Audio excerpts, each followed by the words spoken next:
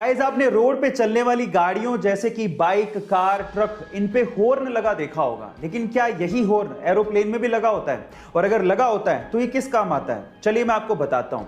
Actually road पे चलने वाली गाड़ियों के जैसे ही हवा में उड़ने वाले एरोप्लेन में भी हॉर्न लगा होता है, लेकिन ये पक्षियों को भगाने या डराने के काम नहीं आता और ना ही ये दूसरे एरोप्लेन को रास्ता देने के लिए कहने के काम आता है, बल्कि ये हॉर्न ग्राउंड स्टाफ और ग्राउंड इंजीनियर से संपर्क साधने को काम आता है। और साथ ही साथ अगर कोई प्रॉब्लम हो जाए तो इस हॉर्न का ग्राउंड पे इस्तेमाल किया जाता है, ना कि हवा में। गाइस ये इंफॉर्मेशन आपको कैसी लगी चैट सेक्शन में जरूर लिखें। गाइस अक्सर इंडिया में जब लोग बीमार पड़ते हैं ना, तो वो डॉक्टर के पास जाने की बजाय सीधे दवाई की दुकान वाले भैया के पास चले जाते हैं, उसे अपनी बीमारी बताते हैं और उसे दवाई ले आते हैं। कभी कभार हम उससे ठीक भी हो जाते हैं, लेकिन कभी कभार उसके भयंकर परिणाम भुगतने पड़ते हैं। अब इसी से रिलेटेड मैं आपको एक बहुत इंपॉर्टेंट इंफॉर्मेशन देना चाहता हूं। अगर अगली बार आप डॉक्टर की पर्ची के बिना किसी दवाई की दुकान पर जाएं, तो प्लीज दवाई खरीदने से पहले उसे पलटकर रेड स्ट्रिप यानी कि लाल पट्टी जरूर चेक कर ले। अगर उस दवाई के ऊपर रेड स्ट्रिप यानी कि लाल पट्टी बनी हुई है तो उसे ना खरीदें, क्योंकि उसका मतलब ही यही है कि उस दवाई को जिसके ऊपर रेड स्ट्रिप या लाल पट्टी बनी है, बिना डॉक्टर की सलाह के ना तो खरीदा जा सकता है, ना ही इस्तेमाल किया जा सकता है।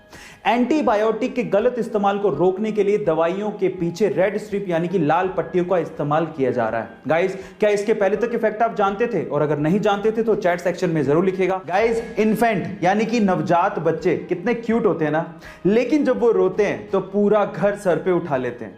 लेकिन क्या आपने कभी गौर किया कि नवजात बच्चे यानी कि नए नए जन्मे बच्चे के आंसू निकलते ही नहीं है? शायद आपने कभी गौर नहीं किया होगा, लेकिन यह बात सच है।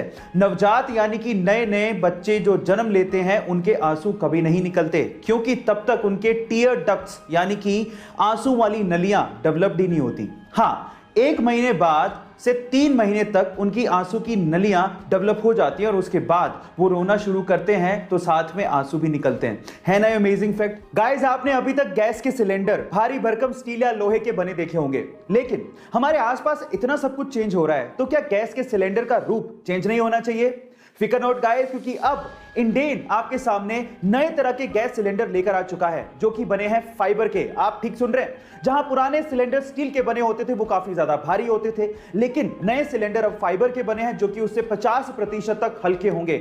मजे की बात यह है कि उनका कुछ हिस्सा पारदर्शी होगा, जिसके थ्रू आप आसानी से गैस के लेवल का पता कर सकते हैं कि उसमें कितनी गैस बची है, और ये आपको अलग अलग कलर्स में मिलेंगे, इसलिए रसोई में रखे हुए काफी अच्छे लगेंगे। और ये फाइबर के बने हैं इसलिए सुरक्षित भी होंगे। गाइस आपको फाइबर के सिलेंडर के बारे में जान के कैसा लगा चैट सेक्शन में जरूर लिखिएगा। और ऐसे अमेजिंग वीडियो अक्सर जब हमें पैसों की जरूरत पड़ती है तो हम लोग एटीएम जाते हैं, और एटीएम जाके जब हम पैसा विड्रॉ कर रहे होते हैं या पैसा निकाल रहे होते हैं तो मशीन से नोट के बिखरने की या फिर नोटों के गिनने की आवाज आती है, और हमें लगता है कि मशीन एक्चुअली सच में नोट गिन रही है, लेकिन ऐसा बिल्कुल नहीं है। वो आवाज नोट के गिनने की होती ही नहीं है। हो गए ना हैरान? जी हाँ गाइस, वो एक्चुअली एक स्पीकर से निकाली गई आवाज होती है, जिससे आपको ये संतुष्टि या फिर ये तसल्ली रहे कि आपके पैसे आने वाले हैं। गाइस क्या ये इंटरेस्टिंग फैक्ट इससे पहले तक आपको पता था? और अगर नहीं पता था तो चैट सेक्शन में जरूर लिखिएगा। और ऐसे अमेजिंग वीडियोस के लिए यूट्यूब पे हमारे चैनल को सब्सक्राइब कर लीजिएगा, और अगर आप इंस्टाग्राम पे देख रहे हैं तो मुझे फॉलो करना